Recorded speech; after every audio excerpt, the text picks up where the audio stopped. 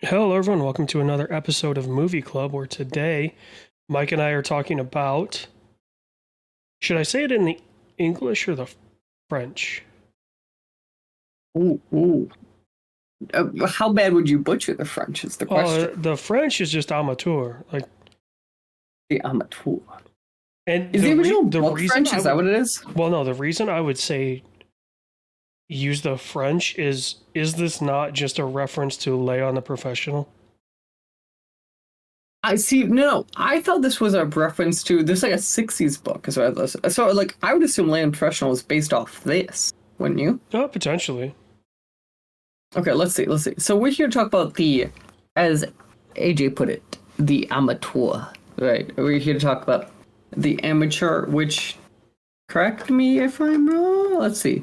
The Amateur is based off a 1981 novel of the same name. So Leon was a few years after that, but It's like the 90s, isn't it? yeah, it's 94, if I know what it was in. But yeah, we're here to talk about I guess you'd call it the amateur. If you want to do the English professional, the amateur. Starring at this point, I guess, the great Rami Malek. Obviously starring many cast members like Rachel Belznick, Lawrence Fishburne, and a few others. But yeah, it is the amateur we talk about for Movie Club. So going into this, I think it was fair to say we were both very unsure what this would look out like, and I think reviews seem to reflect that. But well, I guess it was the great example that we have of, hey, there's two movies that are releasing on the same day, which I ended up seeing both. And what one do we think would be more interesting? And having seen both, I'm not gonna lie, I think we made the wrong choice. But I like, and part of that comes down to where the amateur ends up going in terms of like this guy ends up being, he kind of turns into a serial killer. yeah. But like Let's get it's a into it. morally justified serial killer. So here we're talking about the amateur, which is this Rami Malek, like he's a CIA operative, and wants to get revenge. He falls off. He falls down a deep fucking path. I think is the fucking call this film in a way that I don't think I saw it coming. Well, it's like, okay, the first kill that he does, it's not him, right? Like, he's not the one that ends up killing the target. And that is because he is still very green. But literally, the second target, it's like he's a fucking Bond villain. Which, to be fair, the reason I think a lot of people know Rami Malek is he was a Bond villain. Yeah. But no, I agree with you. Like it's this thing of like looking. So my Right, gut I have the reaction order right. walking out this. It's car, pool, rocket, Mhm. Interpol. Yeah. Okay. So yeah, the second one, it's like he goes straight from being freaked out that he can't believe he killed someone or somebody died because of his actions to a cold-blooded killer seemingly overnight. Shockingly overnight, I think it's fair to say.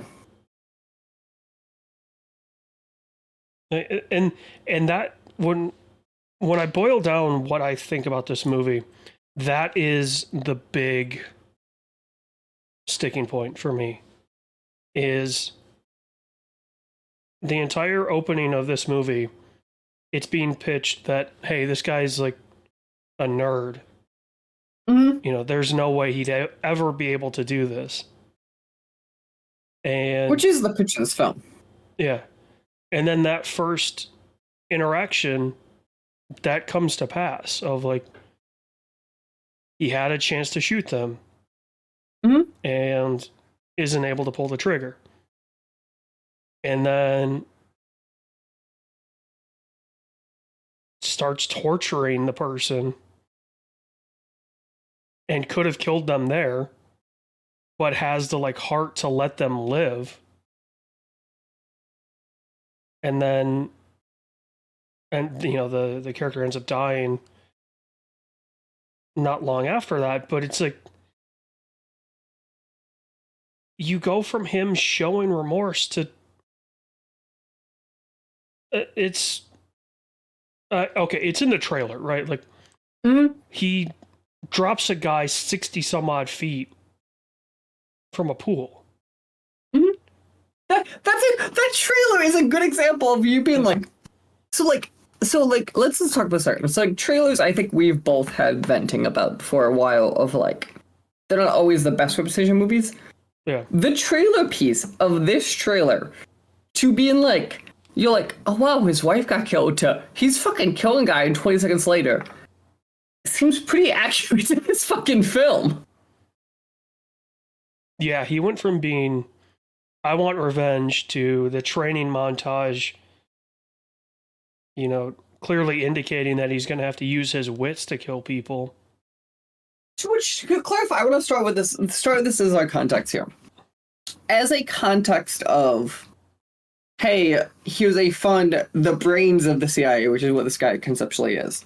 Yeah. To, we're going to use these brains to almost get revenge, I think is a very fun concept. And that's what made us walk into this film and I go, hey, I think this film could be a good idea. Like, it seems like it could be fun. We're unknown. The cast seems great. But, like, I feel like even the context of you're going for revenge for your wife, we went from A to B too fucking fast in this film. No, we didn't go from A to B. We went from A to like H or I. And they don't explain how we got there. Like I feel like going from a, like, I get you want revenge for your wife dying, but like this what I don't understand, so, and maybe this is a broader context of like, I don't know what this respective of, like, but like a part of me goes like, so Rami Malek is a good example of an actor where has had some great, very great roles. Yeah. But if you look at him, it's very much a, like, we talk about his career. I feel like he's the type of actor, we talk about his career and go like, what is your career, right? You go from Mr. Robot to like, you start becoming the mainstream actor as film starts collapsing. And this film's a good representation of that, of like, hey, we have A-list actors in this film, but at the same time we go, I don't think we know what the fuck this film is.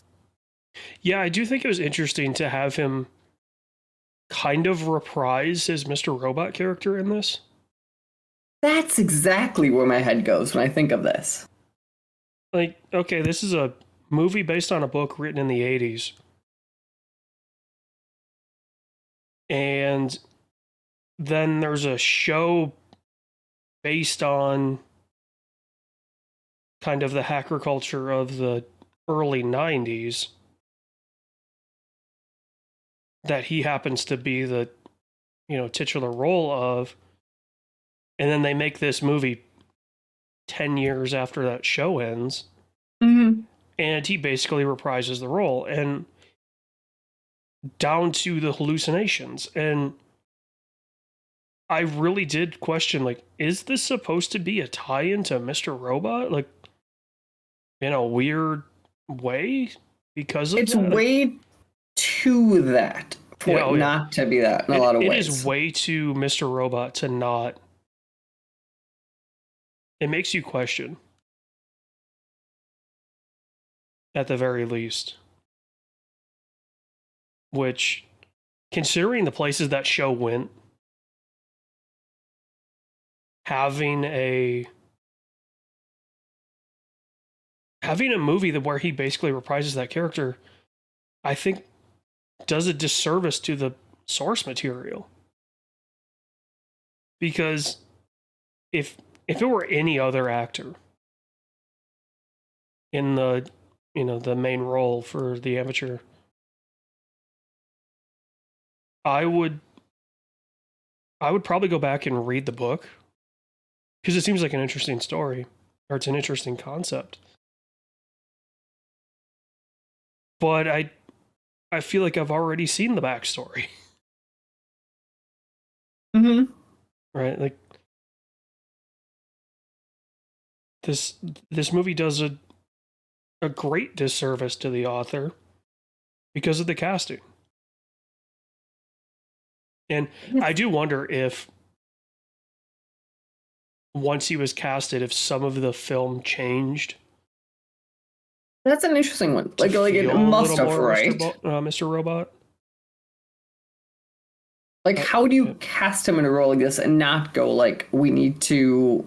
I don't know if Morris, but like, kind of like, he's known for stuff like a type. Because I think of like, remember, I think very much of like even him or like his Bond villain of like, I think it's very much a similar type of character the way he like portrays a lot of characters. Well, he's got that ethical hacker in all of his characters, right? Like, as you say, even his Bond villain, like his Bond villain, his whole thing is there's kind of like a ethical gray area of what he wants to achieve. But it's bad because, the good guy is James Bond, and so of course it's going to be bad. But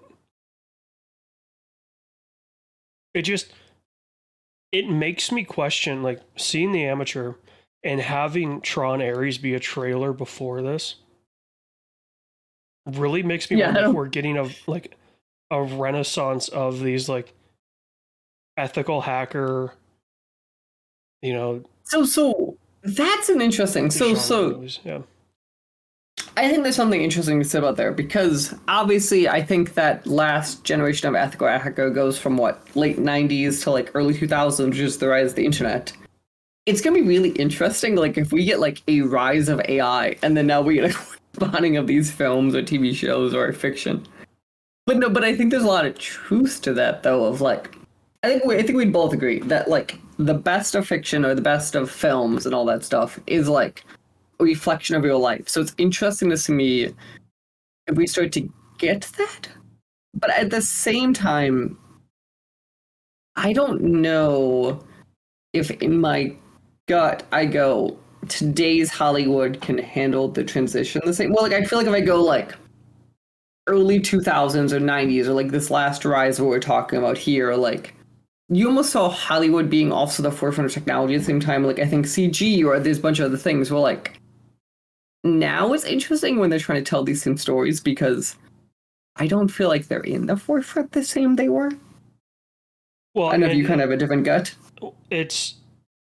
The problem is also like these guys, the writers in Hollywood now, the ones that take a chance don't get rewarded. Right. And I think that's kind of what we saw, as you say, that kind of last renaissance in the late 90s, early 2000s. That was when studios were willing to take a chance.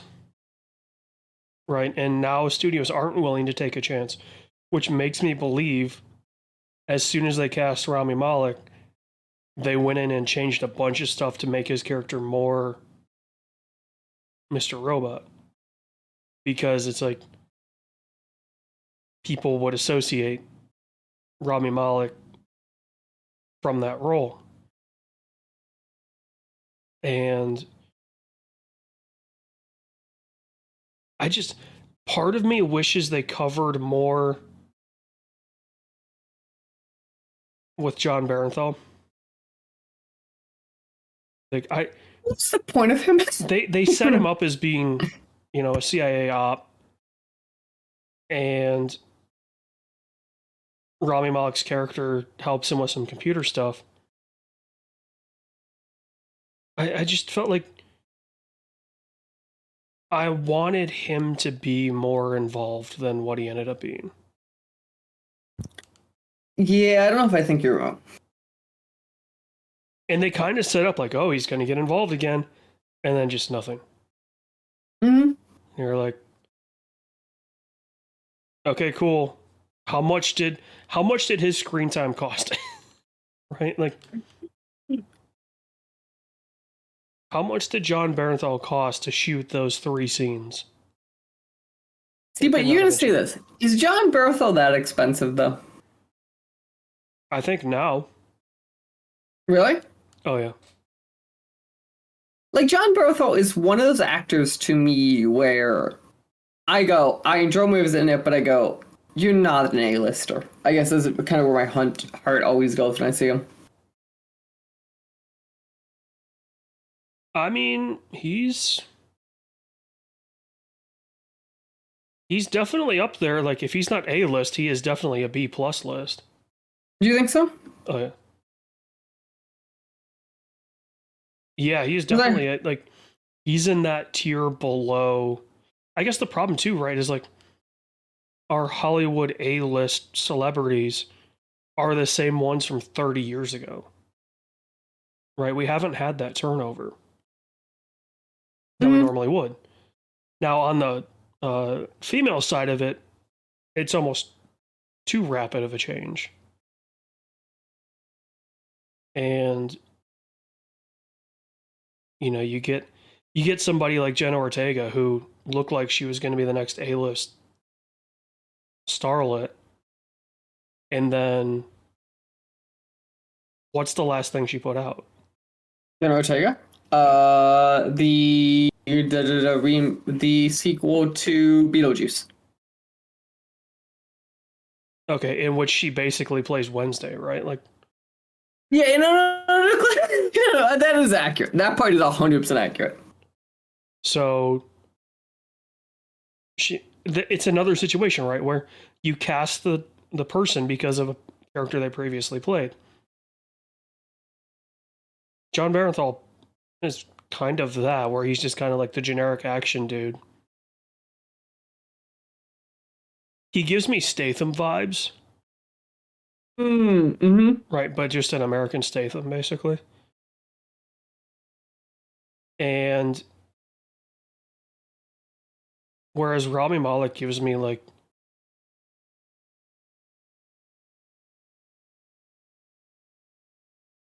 I don't know if he sees himself this way, but I feel like there's a lot of people out there that view him as like an auteur like actor. I think you're very accurate on that one. But he really isn't. Right? He kind of found his. Now, setting aside Bohemian Rhapsody, I feel like most of his roles after Mr. Robot were very much inspired by Mr. Robot. Yes. And so, you know, you just feel that throughout this. And I mean, like, okay. It just felt like this movie telegraphed way too much as well. Right? As soon as he found out that it was the station chief signing off on these black ops, it's like, okay, he's going to leak it. You know, the station chief's going to go down. And then, you know, this, that, and the other thing. I think the character arc of Lawrence Fishburne's character is probably the most interesting thing in this movie. Because it feels the most nuanced. Right? Rami Malek's character goes way too deep, way too fast. And basically becomes a terrorist. And Lawrence Fishburne's character is, which, first off, that shot of him in the club in Amsterdam, at first I was like, is he hallucinating? Because, I mean, like, obviously, like, it opens with that scene opens with him going on the dance floor and him hallucinating that his wife's dancing. And then he looks over and I was like, oh, is he hallucinating that Hendo's there and is going to kill him? And then you find out that no, he's actually physically there. And, it gives you a fun little moment, but I don't know. I walked out of it and was kind of ambivalent. Yeah, I don't know if I want to say the words like we've had movies in the past. I go, that's a bad film. I just go, I don't think this was bad. This would half-baked be the right term? Like, I don't know what to say. Like, it was ambitious. It was ambitious, but you know what, though? It's a $60 million budget. It wasn't ambitious. Like, it's ambitious with another scope.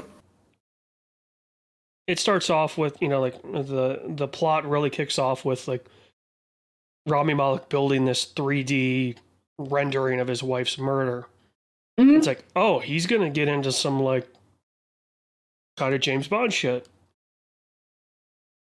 And then he does. It's just, he's not James Bond. He's the Bond villain, killing other Bond villains. And you're just like, but do I care? Like, yeah, that's interesting. Do I care that Bond villains are the Bond villains? I lost the plot on his character with the pool scene. Mm-hmm. Right? The first death is like, he's still very shaky. Like, he's shaken up about the fact that his target died. And then it's like he just completely gets over it and then decides he's going to drop a guy. I guess it's 60 meters, so 180 feet. Down to the ground. And seemingly without a care of if anyone else was under there. Yeah, he doesn't seem to actually functionally care if people die. Yeah, that's an interesting one. So for a man who was trying to get revenge on his wife, and arguably that's his goal, right? Like not to destroy the world. Yeah. It seems to me like you'd think he cares more that he kills people who didn't kill his wife. Yeah, he kind of crashes out and then. Well, if you said to me... At first, it's kind of a justified crash out. And then it turns really quick, and you're like, all right, dude. Like, if he only killed people who functionally either killed his wife or worked to kill his wife, I'd be like, I get it, right? Like, it's the anger, it's the revenge story. But, it very quickly turns into a story of, do you know why you're doing this? It's interesting because, going into this, I guess a part of me goes, I wanted to see less professional John Wick, I guess. It's probably the best way to at least calling the film The Amateur and then him being a professional killer after his first kill kind of destroys the character. Yeah, that's it. And yeah, just there's, and then, the trailer closes with him saying, although I think in the trailer it's worded differently. I think the trailer, he says, if you hop fast enough, you'll make it. But in the movie, the line's like, if you jump far enough, you might survive. Yeah, no, that is such interesting. The trailer shows him as a killer by necessity, where the film shows him a killer by fun. I don't know if it's by fun, but it is definitely But it's not by necessity. It's beyond necessity, though. The way that he goes about killing them is beyond necessity. That's part of the way I say it. It's not the same way that when I would look at Like the way the trailer portrays it as walking and being like, oh, he's killing to get revenge, and the people in his way might happen to be killed. Where this film very much shows that like, you get in my way, I will be killed. Yeah. And then the whole just like having Spetsnaz come after him and just, first off, I get that you're kind of showing that Russia is very much just brutal Mm-hmm. by them just lighting a minigun up through this town. But it's almost like, you're really just going to do that and nobody's going to ask questions? Mm-hmm. Right? Like, if you just left it to the guys with the suppressed rifles, maybe. Right? There would be a lot less questions. Instead, you've got Russian special forces probably killing plenty of families with this minigun on a boat. And really, the only thing that matters is, oh, the other person that he's with dies. And it's just like, okay. You know, it just felt like he way too quickly got okay with death. Yes. Which is just, you know, we keep circling back to his character progression is just way too quick. Now, maybe in the book it's a lot slower, but also this movie's like 2:15, right? You could This have movie's slowed like it not. down. But also, keep in mind though, this movie's not the, like this. Sure, this movie's not long in a row. This movie isn't like short enough where I feel like you didn't have time to like explore who people are though too. Yeah. Like 2:15, as you said, like it's not like if you said this was a 90-minute film, I'd be like, okay, yeah, this is where you're at a time. Like 2:15 is a solid film where you could be like explaining why I care about people. Or why we should care that he's going after the 4 people. Mm-hmm. You know, and then to set up him going out in a blaze of glory, which I honestly thought was going to happen.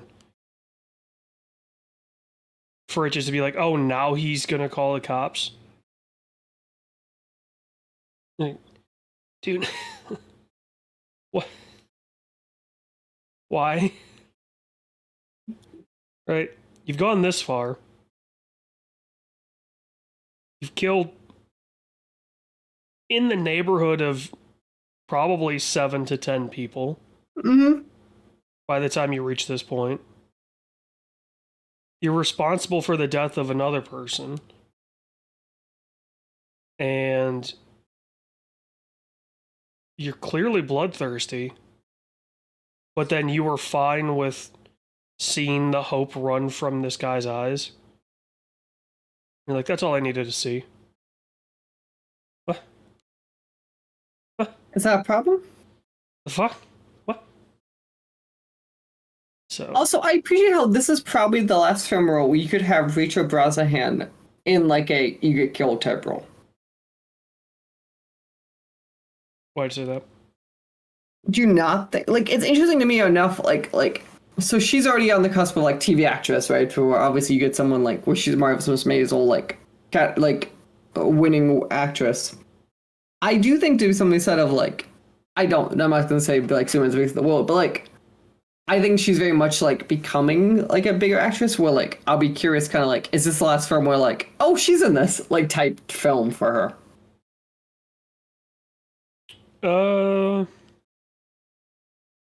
Like when you're talking about like on TV role, this is not like a unknown actress already. Right. I think it kind of depends on how studios end up working in the next few years. That's right. Right. Also, fun fact when I looked her up, I didn't realize too. She grew up in the town that my sister used to live in, because she's from Milwaukee. Yeah. Well, Gillian Anderson grew up in the town I'm living in right now, so. That's true. But yeah, it's just I don't know about with Rachel Brosnahan, if she starts relying heavily on being a star rather than an artist, I think this is the last for a while. Where it's like, oh, she's kind of a bit role. Right.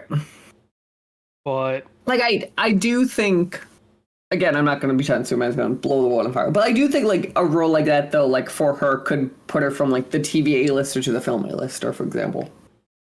Combined with a few other things. Potentially, I could see. She seems like the type that would want to join the Wes Anderson crew. Oh, I can see that too. Like, there's So- a few types of things you could see her be like in a few roles where like, oh, very quickly becomes like a common actress you see around. Yeah. And I think like her taking the decade learning TV really well probably helps her to be that too, versus like a lot of actresses I feel like go from I had one big role to let's try to do this. And I feel like at least looking at her like work behind her, I don't see her making those same mistakes, hopefully.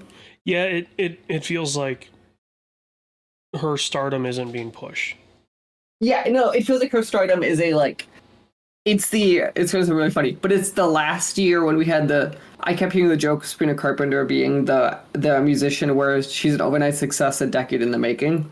And I think Richard Brosnahan could be very much one of those. Yeah, it was Sabrina Carpenter in Chapel Row and was like, the overnight success is 10 years in the making or something like that. Right, but like Richard Brosnahan is a good example of like TV is a big deal, and like the show's on to a big deal, but like it's not the same as a film. But you could see her all of a sudden become an A-lister overnight because of the decade of like work she did.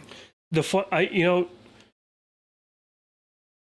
funny thing is, to that argument, I think being on a heavily streamed show like she was, I think that takes away from the kind of notion that TV is lesser than. Mm-hmm. Right? Like, no one's going to pretend Marvelous Miss Maisel wasn't a big show over the last decade. Like, anyone who pretends that is not paying attention to TV in the slightest. Right. Yeah, like, okay, Millie Bobby Brown is an A-lister because of Stranger Things. Finn Wolfhard he's not an A-lister, but he's definitely known. I will give you the cleaner example. People know in this century who Robin Wright is because of House of Cards. Yeah. Like you want to use shit of films of her, I agree with you, but like people today don't know her because of the film she was in. I would say Jason Sudeikis is probably the best example of TV can really No, that's a clean example. Reinvigorate your stardom. So I honestly don't think that TV matters anymore. Like, in terms of, oh, you're on TV. I don't think TV matters, but I think things we define as television shows could matter. But yeah, sorry, that's what I mean by that. Is like, it used to be you went from being a TV actor to being a film actor. That's when you made it. Mm-hmm.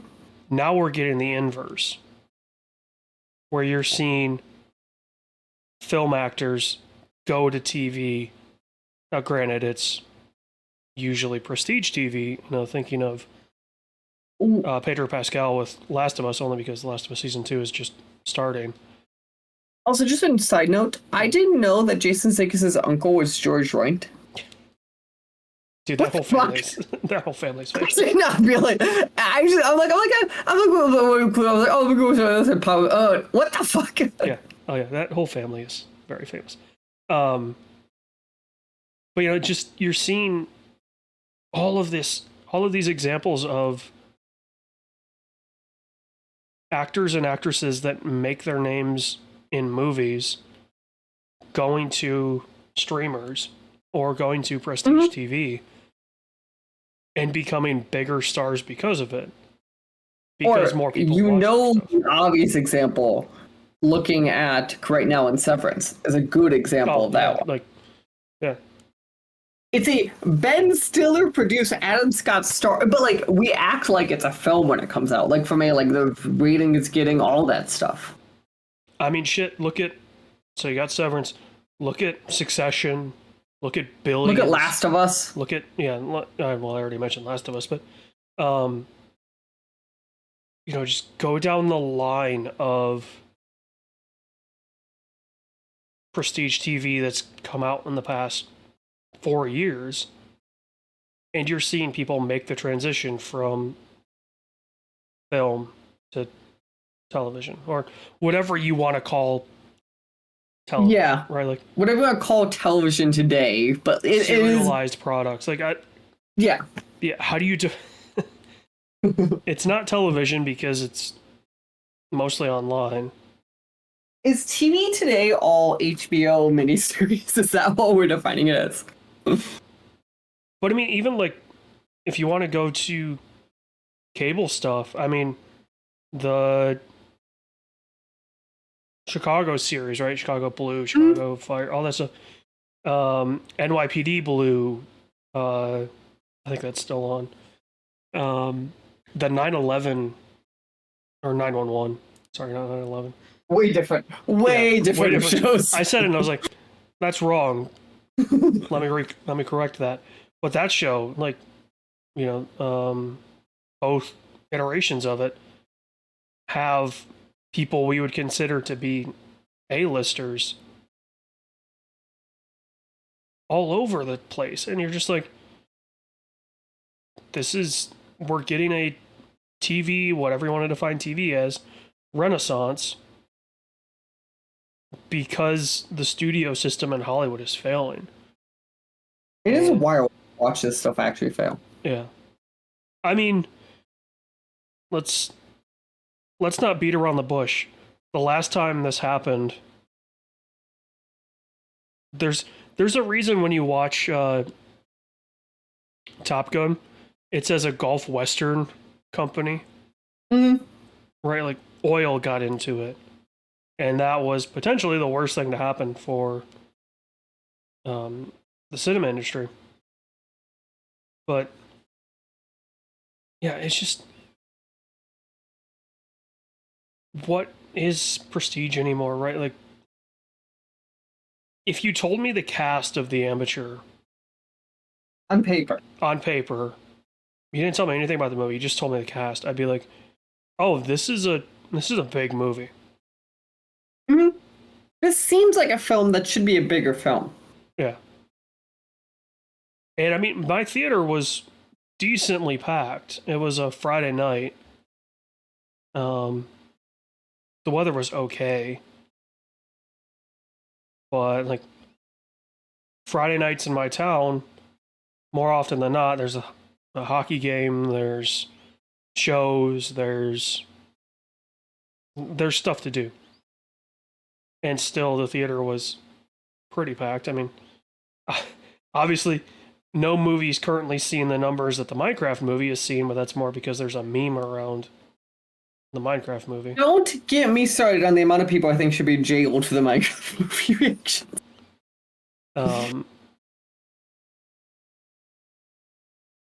But I wish. Okay.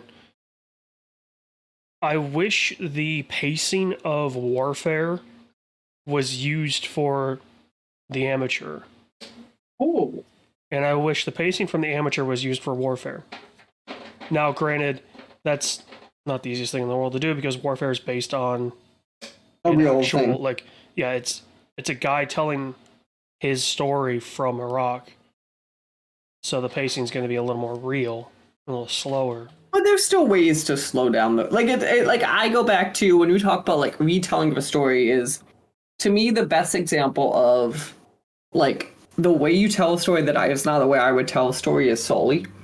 In the sense of like Sully to me is all focused on the repercussions of the accident and like the case beyond it. Where to me, I would tell the story a lot more like in the moment in that story, for example. So yeah, taking Sully as an example, because that's just a really fun thought experiment that I did at one point where how would I direct Sully, or how would I write it and then direct it? And to me, I think this. Well, we didn't do Sully. I think Captain Phillips was the one that we did in school because I was out at the time. I'm opening with the event. So No, and I think Sully does. I don't know. I said you're right. Sully, I think, opens. It's pretty early on, but I mean, But my problem with Sully is the event's like 10% of the film. Where to me, the event should be like a third of the film. Yeah. For me, like with Amateur, if I was directing this film, a couple things. One, I'm making Rami Malek's character like resentful when he actually kills someone. Yeah, like I feel like he should feel it. Two, he should know he's taking a life. Yeah. Two, I'm making him fail at least one of them. And three, I am opening with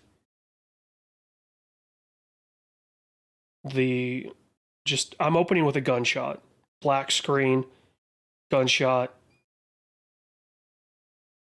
Rami goes in to work at Langley, gets called into the office. I am taking that like bit before of, oh, he wish he could have gone to London, all that shit out. I'm removing Rachel Brosnahan from this movie, basically. Yeah. Because I feel like it just adds way more. If those are the only changes I'm making, you don't need to know about his wife. You just need to know his wife died. Yeah, no, you know, he had a wife, and you could giddily get the rest of that. Right, like, John Wick handles that perfectly.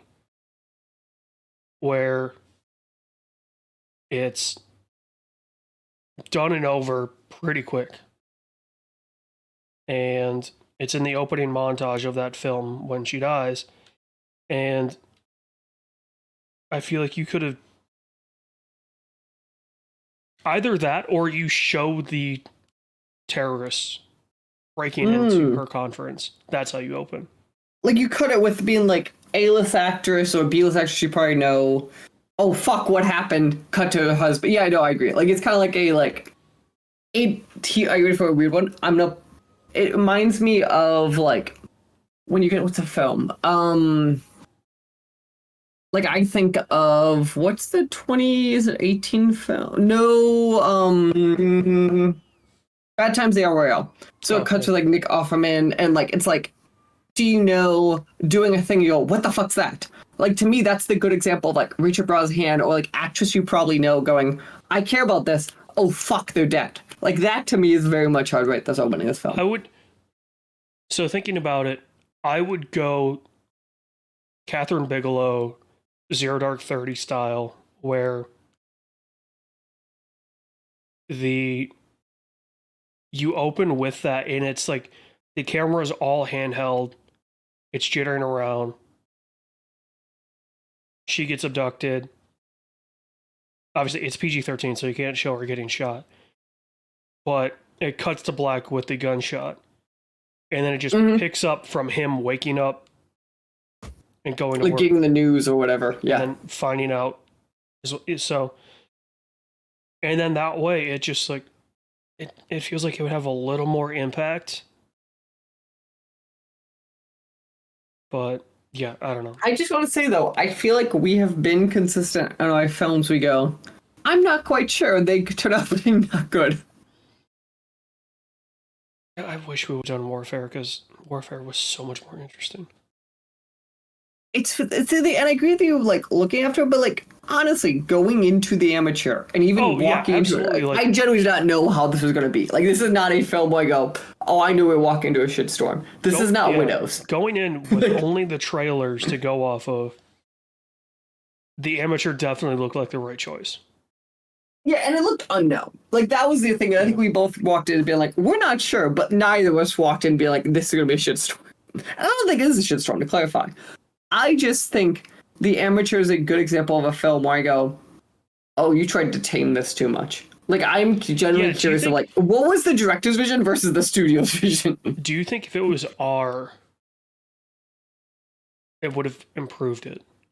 I think yes, because like, and I don't mean just are enough to get the rating. I mean like genuinely are, because to me as a film, and to me the fun parts of this film is I almost wanted to go like the Prisoners direction of like, but like a little more regret, like the fuck, I need to figure out what the fuck happened, but like you want to make him human. Well, like Prisoners example of like it's very tense, but like they lose the humanity. Well, this felt like these trailers were like, oh, this is a guy this happens to who happens to work at CIA, not because he's a full blown killer or he could become one. Yeah. It's not the film we got. No. Yeah. Yeah. Anyway. Did you? But yeah, Do the you recommend amateur. this? This is a. If you said to me, this is on Hulu or HBO Max or any of those in a month, I'd be like, subscribe for the month. I think you have a good time. I have guttural problems recommending you going to theater to see this, I think. Yeah. This is to clarify. It's not the worst film we have seen by the slightest. No. I just think it's a film we're not going to remember in 5 years. And you're going to, I think it's going to be one of those films you go, what the fuck's that film? And you might have a good time with streamers, but I think that's the story this film will be. Yeah. Yeah, this is like it's a great example of there's a lot of potential. You just didn't stick the landing. If you gave it another go with what you've learned, I think you could do a lot better. Yeah, like this is interesting of like, hey, if we make it in 20 years, I'd be curious if we get a better film. Or even if they made a sequel, right? Like, yeah, no, that's you might learn your mistakes and kind of work off it. So, yeah, definitely becomes one of those more